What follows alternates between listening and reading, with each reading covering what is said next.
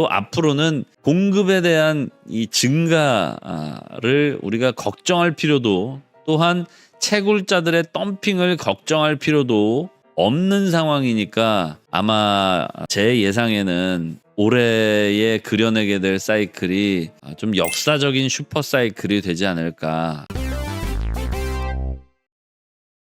달콤한 잔소리님, 1등 예비부자 하하님, 네, 모두 반갑습니다. 현물 ETF라는 여태까지는 우리 시장에 존재하지 않았던 또 하나의 시장이 또 하나의 축으로 자리매김을 하고 있기 때문에 속단할 수는 없습니다. 그죠? 현물 차트만을 보고 현물 ETF를 간과해서는 안 된다는 뜻이죠. 그렇다면 여러분들이 머릿속으로나 마음속으로 조금 차분하게 올해는 다가오는 새해부터는 매도 시기를 기다리고 또 매도 시기에 가까이 있고 이러한 느낌을 가지고 계셨으면 좋겠습니다. 갑자기 추가적인 영끌 풀매수를 하신다거나 이런 부분들은 조금 삼가신 상태에서 항상 자나깨나 매도 버튼에 손가락을 올리고 계셨으면 좋겠습니다. 앞서서 지난 현물 ETF의 올 한 해 동안의 움직임 어느 정도 패턴이 보이실까요? 그죠? 스타트, 개미 털고 또 개미 털고 지금 현재 또 조정 구간에 도달을 했습니다.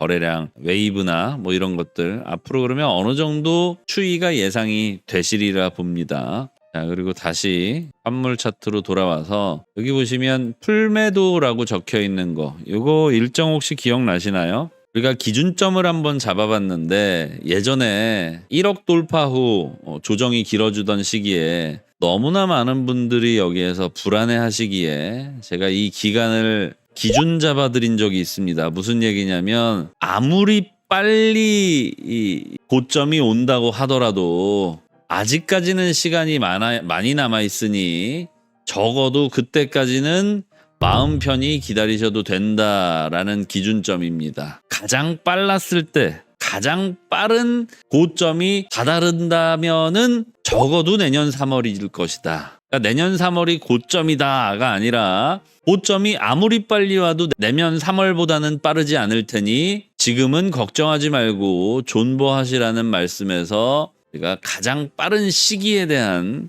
정리도 좀 해봤었고요. 또한 가장 느린 시기, 즉 아무리 늦어도 내년 하반기에는 팔아야 된다라고 추정을 해볼 수도 있습니다. 물론 이제 이거는 가장 느린 경우이기 때문에 우리가 이걸 염두에 두고 투자를 하다 보면 항상 누군가보다는 좀 뒤처지는 투자를 할 수밖에 없겠죠. 그래서 여러분들께서는 내년 3월부터 적어도 내년 여름, 그러니까 내년 봄에서부터는 매도 버튼에 손가락을 딱 올려놓고 조금은 긴장하는 자세로 언제 매도를 할 것인가에 대한 고민을 하고 계셨으면 좋겠습니다. 그런 준비를 하고 계신다면 갑자기 어떤 변동사항이 발생했을 때 여러분들이 놀라시지 않으시겠죠. 어제 이제 제가 방송 중에 약간의 그 분노의 눈물을 좀 흘리다 보니까 제 주변에서 전화가 좀 많이 오더라고요. 왜 그런 거냐, 팔아야 되는 거냐, 방송을 제대로 본 건 아니란 얘기지. 결론적으로는 아직 팔 때가 아니라는 거 다시 한번 강조드립니다. 자녀 채굴량 유의미한 수량이 아니고 기관 투자 들어왔고 이 요인으로 4년 사이클이 변동될 가능성은 염두하고 있지 않으신가요? 좋은 지적이에요. 자녀 채굴량 한마디로 이제 5% 수준밖에 남지 않은 비트코인의 자녀 채굴량, 이게 왜 중요하냐? 비트코인의 4년 사이클이라고 하면 이 반감기, 즉 채굴량 감소로 인한 공급 저하로 반감기 이후부터는 늘 상승 곡선을 그려왔습니다. 그런데 과거보다는 이제 남아있는 자녀 채굴 물량 자체가, 절대적인 수량 자체가 부족하다 보니까 이런 관점도 있어요. 더더군다나 앞으로 트럼프 이상의 코인 친화적인 대통령이 나올 가능성이 얼마나 된다고 보십니까? 물론 이제 트럼프가 만약에 연임이 가능한 상태라면 지금부터 8년까지도 안전할 수가 있는데, 알고 계시다시피 트럼프가 이번이 재임이잖아요. 그런 의미에서 봤을 때 이번 사이클이야말로 정말 앞서서도 말씀드렸지만 슈퍼사이클이 되지 않을까라는 생각이 좀 듭니다. 또한 잔여 채굴량 자체가 줄어들었다는 건 앞으로 잠재적인 공급량 자체가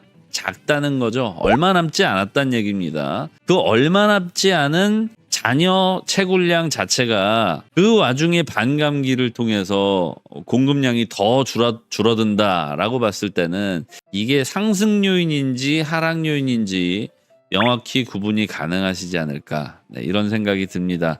무슨 얘기냐면 원래는 기존에 예를 들어서 기존에 1000개씩 채굴되던 게 이제는 500개씩 채굴이 되고 앞으로는 500개도 몇백 개도 아닌 50개 수준으로 이런 식으로 채굴이 돼 나간다면 절대적인 공급량 자체가 줄어들었다, 이렇게 보실 수가 있겠죠. 한마디로 지금 현재의 유통량과 앞으로 아무리 시간이 많이 흐르더라도 유통량의 증가, 즉 전체적인 공급량의 절대값 증가는 이제 얼마 남지 않았단 얘기예요. 공급이 그만큼 한정적이란 얘기입니다. 이건 금으로 비유해 보시면 정확히 인지하실 수가 있을 것 같아요. 금을 처음 사람들이 막 산업형으로 채굴하던 골드러시 이런 시기에는 그 금의 채산성이 굉장히 좋았겠죠. 그런데 요즘에는 어디 금광이 발견된다고 하더라도 고작 몇 킬로그램 요 정도 수준에 지나지 않습니다. 그것마저도 발견했다고 바로 하루 만에 채굴을 할 수 있는 것도 아니죠. 근데 금은 잠재적인 수량을 우리가 예측하기가 굉장히 어렵습니다. 땅속 어딘가에 아직도 우리가 발견하지 못한 금광이 남아 있을 수 있는 가능성이 늘 존재한다는 건데 비트코인은 그렇지 않습니다. 비트코인의 최대 공급량은 바로 2100만 개로 고정되어 있기 때문이죠. 그래서 앞으로는 약 100만 개 정도의 비트코인이 공급을 끝내고 나면, 채굴이 끝나고 나면 더 이상의 공급 증가는 없을 것이다. 따라서 사이클이 변동될 가능성, 이 부분에 이제 제가 어느 정도 동의하는 바인데, 이 시기적인 사이클, 그러니까 4년이라는 이 시기적인 사이클 변동보다는 아무래도 내년부터 트럼프 효과, 전례 없는 미국 대통령의 코인 친화적인 전략 또는 코인 친화적인 정책 이런 것들로 인해서 내년에는 슈퍼 사이클이 예상이 되며, 또 앞으로는 공급에 대한 이 증가를 우리가 걱정할 필요도, 또한 채굴자들의 덤핑을 걱정할 필요도 없는 상황이니까 아마 제 예상에는 올해에 그려내게 될 사이클이 좀 역사적인 슈퍼 사이클이 되지 않을까. 앞으로 4년쯤 뒤에도 또다시 반감기를 맞이하게 되고 또다시 또 상승기를 맞이하게 될 테이지만 이번만큼 이렇게 강력한 어떤 그 뒷받침이 있는 상승은 앞으로는 좀 예상하기 좀 어렵지 않나. 이번 시장이 유독 어제보다는 호재가 더 많은 그런 상황이다. 이 정도로 정리할게요.